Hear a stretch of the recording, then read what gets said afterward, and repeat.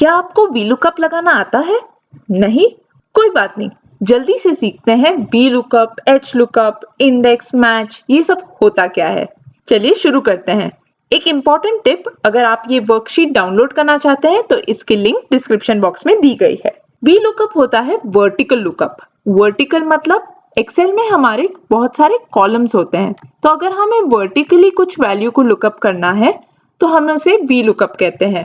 और वैसे ही ये जो रोज हैं, इनमें अगर वैल्यू लुकअप करनी है तो हम उसे HLOOKUP कहते हैं। ठीक है, अब एक एग्जांपल लेते हैं। इस टेबल में फर्स्ट कॉलम में दिया है फ्रूट्स के नाम और सेकंड कॉलम में दिया है उनका अमाउंट।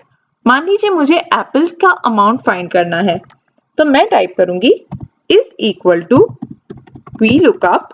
मेरी लुकअप वैल्यू है एप्पल्स, तो या तो मैं एप्पल्स टाइप करूंगी या फिर मैं एप्पल का सेल जो है ये सेल वो सिलेक्ट कर दूंगी, कॉमा किस टेबल में मुझे फाइंड करना है, तो मैं टेबल सिलेक्ट कर लूंगी। C17 से लेके D20 तक का टेबल है, राइट, कॉमा फिर किस कॉलम में मुझे वैल्यू फाइंड करनी है, मुझे वैल्यू फाइंड करनी है सेकंड कॉलम में। ये है मेरा फर्स्ट कॉलम, ये है मेरा सेकंड कॉलम, 2, कॉमा और मुझे एग्जैक्ट मैच चाहिए, अप्रोक्सीमेट मैच नहीं चाहिए, तो मैं टाइप करूंगी 0, क्लोज द ब्रैकेट, एंटर। तो मुझे आ गई एप्पल की वैल्यू एज 50, जो ये रही। अब मान लीजिए यहाँ पे जैसे इस सेल में एप्पल्स मेंशन है, ये है cell C22, right, C column 22 row. तो यहाँ पर जब मैं फॉर्मूला डालती हूँ, यहाँ पे मैं C22 सिलेक्ट कर देते हैं, तो ये एप्पल आ गया। अब मान लीजिए यहाँ पे ड्रॉप डाउन में मैंने ऑरेंजेस सिलेक्ट कर लिया, तो यहाँ पे मेरी वैल्यू चेंज हो जाएगी, क्योंकि अब मेरी लुकअप वैल्यू चेंज हो रही है और नई लुकअप वैल्यू के हिसाब से वो मुझे उसकी रेफरेंस वैल्यू दिखा रहा है। Very simple.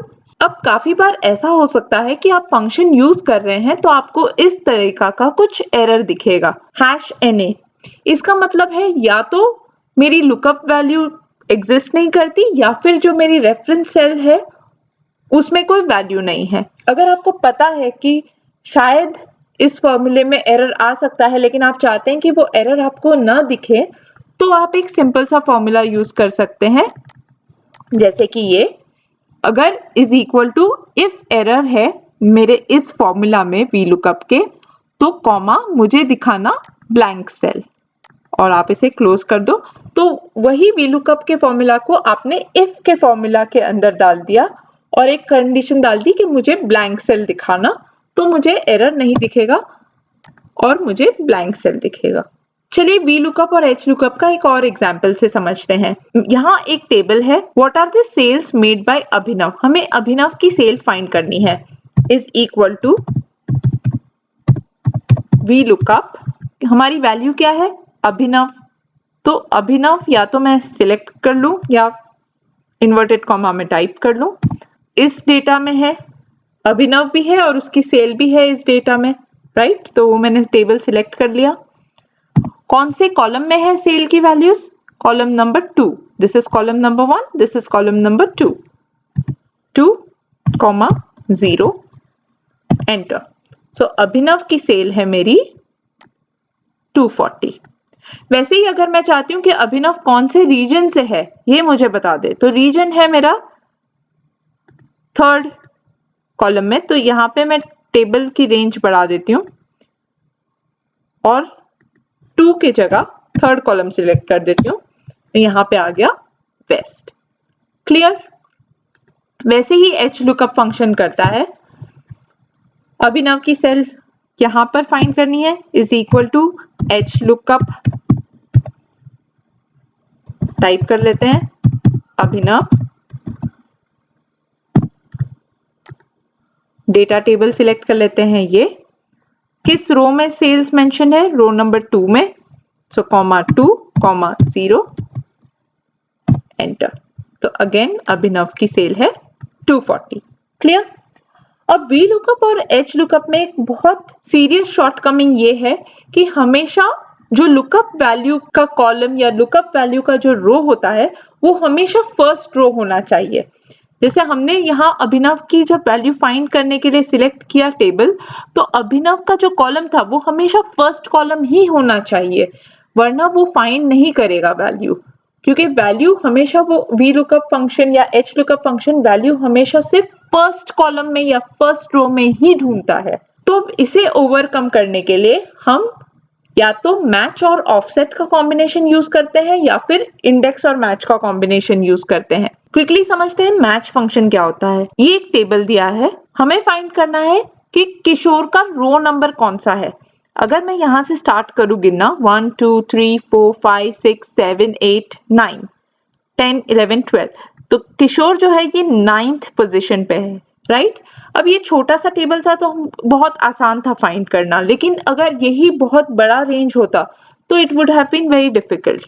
तो इस केस में हम मैच फंक्शन यूज करते हैं किशोर का रो नंबर फाइंड करने के लिए। तो match Kishore comma in this range match type 0, ये हमें आ गया कि 9th रो पे किशोर है। वैसे ही कॉलम में मैच फंक्शन हम यूज कर सकते हैं। अब देखते हैं मैच के साथ हम ऑफसेट को कैसे कंबाइन करते हैं। तो उसका एक एग्जांपल ले लेते हैं। ये है एक हमारा टेबल, हमें फाइंड करना है कि what is the sales made by Ajay. ठीक है, यहाँ हम डाल देते हैं is equal to offset. Offset में सबसे पहली चीज हमें डालनी होती है वो है रेफरेंस। ये बहुत इंपॉर्टेंट है। रेफरेंस है ये सेल, जो हमारे हेडर्स हैं इसके पहले जो सबसे लेफ्ट में जो सबसे पहला सेल होता है ये हमें सिलेक्ट करना होता है, क्योंकि ये है हमारा रेफरेंस पॉइंट। इसके बाद वाले कॉलम से हमारी काउंटिंग स्टार्ट होती है। तो ये हमने सिलेक्ट कर दिया रेफरेंस सेल। अब हमें बताना है कि कौन से रो में और कौन से कॉलम में वैल्यू है।